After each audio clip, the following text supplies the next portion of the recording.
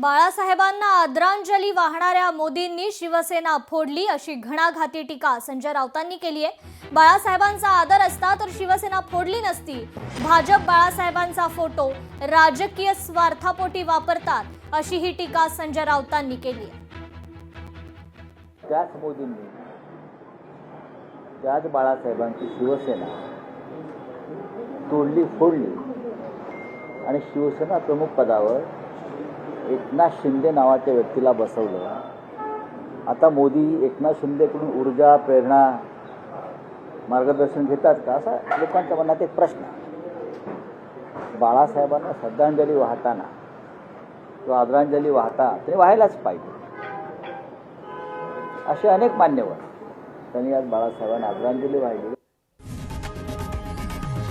लोकशाही मराठी ऐका, पहा, जागरूक रहा।